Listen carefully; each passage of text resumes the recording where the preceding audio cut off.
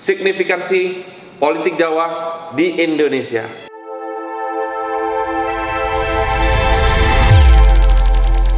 Oke, teman-teman Citra Indonesia, kali ini kita akan bahas terkait dengan politik Jawa di perpolitikan Indonesia. Pak Yanto, ini boleh dibilang dari awal berdirinya negara kita ini, Pak, tidak dipungkiri, Pak, bahwa politik Jawa ini bukannya lagi terus-menerus, Pak. Terbukti dari presiden pertama sampai dengan presiden yang berikut-berikutnya itu kulturnya suku Jawa gitu, Pak. Menurut Bapak, Pak, selaku konsultan politik, seperti apa sih, Pak, itu, Pak? Ya, kebanyakan orang-orang di Indonesia itu sekarang menganggap bahwa politik kita semakin rasional, Mas Yuki. Dianggap bahwa unsur-unsur tradisional semacam ini tidak lagi berpengaruh dalam pentas politik kita. Tapi saya katakan secara tegas di sini, kalau kita ingin memenangkan dukungan politik secara nasional, kita harus menghitung betul politik Jawa ini. Ini bukan persoalan mereka mayoritas, tapi mereka memiliki sebuah atmosfer tersendiri yang tidak bisa dipahami oleh orang-orang non-Jawa, Mas Yuki. Sehingga kadang orang-orang non-Jawa ini, mungkin mereka sudah menjadi konsultan politik, tim sukses, akademisian gitu, menganggap enteng, menganggap bahwa yang namanya orang-orang yang beretnik Jawa ini adalah orang-orang yang hanya dihitung secara statistik, atau juga mereka memiliki keyakinan bahwa bisa merangkul orang-orang Jawa ini dengan pendekatan-pendekatan rasional maupun program-program yang menurut mereka bisa menghimpun seluruh kepentingan bangsa ini. Tapi bagi saya tetap bahwa atmosfer Jawa itu memiliki rasionalnya sendiri, memiliki hitungan dan cara berpikirnya sendiri, Mas Yuki. Dan ini yang seringkali gagal dimaknai oleh orang-orang yang ingin menguasai kepemimpinan nasional di Indonesia. Pak, apakah kultur dari politik Jawa itu sendiri, Pak, mungkin berasal dari zaman dulu, Pak, kerajaan Majapahit, kemudian kerajaan-kerajaan yang ada di pulau-pulau Jawa, kemudian berkembang presidennya juga dari Jawa. Apakah keterkaitan seperti itu gitu, Pak, dari kerajaan zaman dulu gitu, Pak? Kalau saya melihat seperti itu, Mas Yuki,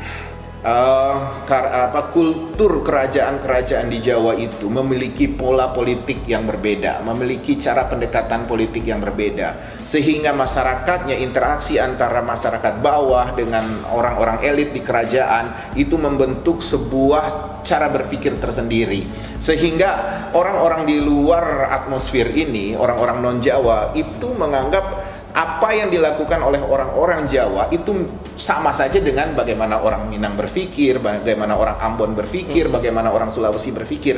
Bagi saya itu berbeda. Orang-orang Jawa itu sudah terlatih melakukan politik cara mereka. Mereka tahu bagaimana mereka menilai pemimpin menurut mereka. Mereka tahu bagaimana mereka melihat keluarga Jawa itu seperti apa, mereka tahu. Jadi kalau orang ingin maju dalam kepemimpinan nasional, tidak menghitung ini, bagi saya kemungkinan dia akan miskalkulasi dan akhirnya akan kecewa. Pak, kemungkinan kita lihat, Pak, ya, penduduk Jawa itu berada di mana-mana, Pak, di seluruh Indonesia, Pak.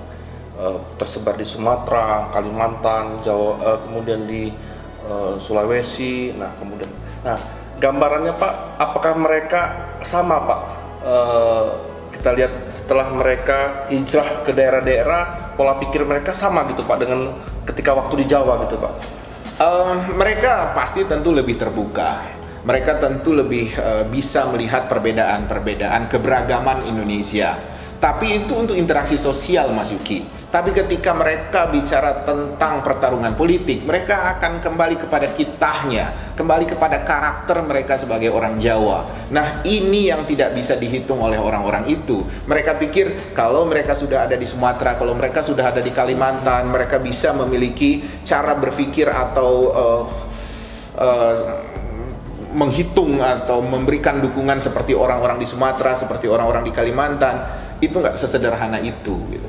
Jadi orang yang bisa memahami orang Jawa adalah orang Jawa itu sendiri, atau orang yang dekat dengan keluarga Jawa dan lingkungan Jawa. Orang yang terlatih, terbiasa berinteraksi orang Jawa, Ya bisa aja dia dikecewakan oleh orang Jawa, bisa saja dia dibahagiakan oleh orang Jawa, macam-macam. Tapi sebelum Anda tidak mungkin bisa memahami atmosfer Jawa kalau Anda tidak dekat dengan mereka atau kalau Anda bukan orang Jawa. Ketika seorang mencalonkan Pak menjadi pemimpin, boleh dibilang sekelas presiden ataupun di pilpres yang akan datang Pak, sangat disayangkan sekali Pak ya kalau seandainya tidak mempelajari kultur Jawa ataupun tidak dekat dengan orang Jawa. Menurut Bapak sebagai konsultan politik seperti apa gitu Pak? Untuk level kepemimpinan nasional, Mas Yuki, orang bisa menghitung tentang sipil militer, itu boleh. Orang bisa menghitung tentang latar belakang pendidikan, itu boleh. Tentang pengalaman kerja, kekuatan finansial, dan latar belakang yang lain. Tapi ketika mereka tidak menghitung secara serius bahwa pasangan itu harus memenuhi unsur kejawaan, saya rasa berat buat mereka untuk memenangkan pertarungan politik di Indonesia ini. Karena bukan apa-apa, Anda boleh mengatakan bahwa di sana dikuasai oleh komunitas A, di sana bisa dikuasai oleh komunitas B, komunitas C, tapi lihatlah bahwa denyut ini bisa dipengaruhi dan digiring oleh orang-orang yang mengerti politik Jawa, Mas Yuki.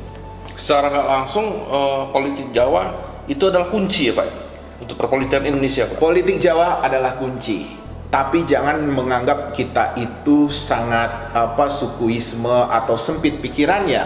Tapi orang Jawa, saya rasa mereka tidak masalah dipimpin oleh orang non-Jawa, Mas Yuki. Cuma masalahnya bisa nggak yang non-Jawa ini menjadi Jawa gitu. Nah, menjadi Jawa ini kan bukan berarti dia harus menjadi orang Jawa atau punya darah Jawa. Tapi menjadi Jawa itu memahami bagaimana orang Jawa berinteraksi, bagaimana orang Jawa mengekspresikan emosinya, bagaimana orang Jawa itu bisa berkomunikasi dengan cara mereka. Kalau kandidat tidak mengerti hal-hal seperti ini, orang Jawa pasti mengatakan kamu bukan bagian dari kami. Bukan berarti mereka tidak berkomitmen atau tidak memahami NKRI, tapi mereka punya kenyamanan sendiri atas nilai-nilai kejawaan itu, Mas Yuki.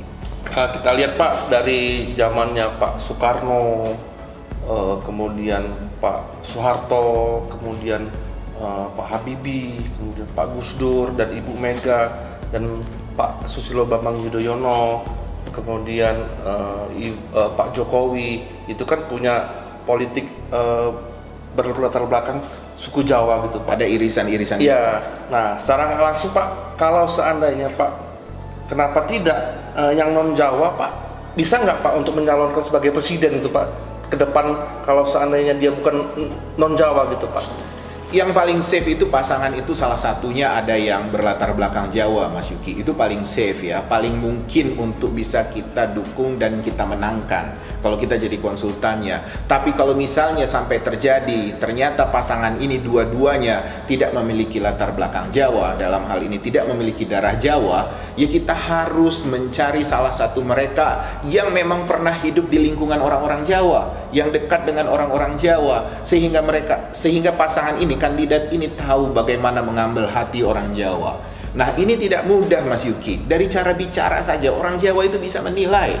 Dari cara bicara, mereka nggak terlalu pusing bicara bahwa apakah Mas Yuki lebih cerdas dari saya atau saya lebih cerdas dari Mas Yuki. Mereka hanya melihat bahwa kamu bisa nggak gitu menjaga kami. Nah, persoalan menjaga kami ini itu penting buat orang Jawa, Mas Yuki. Dia tidak sederhana bahwa kamu presiden nanti akan menjaga semua. Tidak sesederhana itu. Konstitusi kita mengamanatkan sebagai presiden siapapun latar belakangnya, dia harus menjaga kita semua. Tapi buat orang Jawa, ketika kamu tidak dianggap sebagai orang yang mengerti mereka, mereka akan cemas. Itu udah pasti, Mas.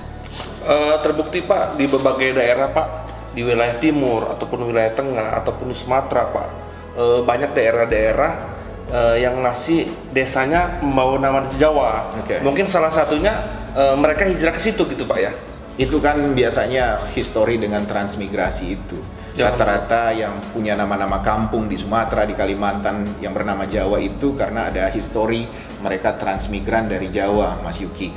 Dan mereka sebenarnya ketika mereka melakukan proses transmigrasi ini, orang-orang Jawa ini udah siap untuk menghadapi dunia baru, melihat keindonesiaan kita, keberagaman kita, dan mereka betul-betul rata-rata menghormati bahwa mereka menyadari bahwa mereka pendatang di situ, di Kalimantan, di Sumatera, semacam itu. Tapi mereka pun tetap menjaga semacam marwah, ya, semacam kejiwaan mereka sebagai orang Jawa. Itu nggak bisa dilepaskan. Orang mungkin nggak mengerti bagaimana orang bisa menikmati wayang. Orang tidak mengerti menikmati campur sari yang orang luar menganggap itu apa sih gitu. Tapi ketika Mas Yuki menjadi orang Jawa, mengkonsumsi itu, merasakan itu meresapinya beda. Mereka akan sangat intens gitu dengan leluhur mereka, dengan segala hal, atribut-atribut yang berkaitan dengan kejawaan mereka, Mas Yuki. Pak Yanto, selaku konsultan politik, Pak, ada tips nggak Pak sedikit untuk calon pemimpin untuk kedepannya Pak, seperti apa gitu Pak? Kalau terkait dengan kekuatan politik Jawa di Indonesia, saya harap yang mau memenangkan pertarungan dalam level kepemimpinan nasional berhati-hati, bukan berhati-hati ya, untuk betul-betul bisa mengambil hati orang-orang Jawa itu gitu. Tidak sesederhana itu. Saya rasa perlu berkonsultasi orang yang mengerti, orang yang betul-betul memahami filosofi Jawa. Itu harus betul-betul didekati. Tidak sederhana itu. Orang, misalnya saya memiliki popularitas yang bagus, yang besar di seluruh Indonesia gitu, tapi saya bukan orang Jawa. Misalnya Mas Yuki yang popularitasnya biasa-biasa saja, tapi Mas Yuki berlatar belakang Jawa. Sebagai konsultan, kita bisa mengeksploitasi situasi kejawaan Mas Yuki menjadi keuntungan yang luar biasa dalam politik Indonesia. Nah, saya yang mungkin sudah leading, saya akan bisa dengan sangat mudah atau sangat ringan buat mereka untuk mengatakan kita tidak punya dukungan dan punya semangat untuk mendukung Pak Yanto. Itu bisa terjadi, Mas. Orang mengatakan mungkin tidak rasional ya, tapi itulah. Pak, tapi secara nggak langsung Pak, Jawa adalah kunci Pak. Ya, Jawa adalah kunci.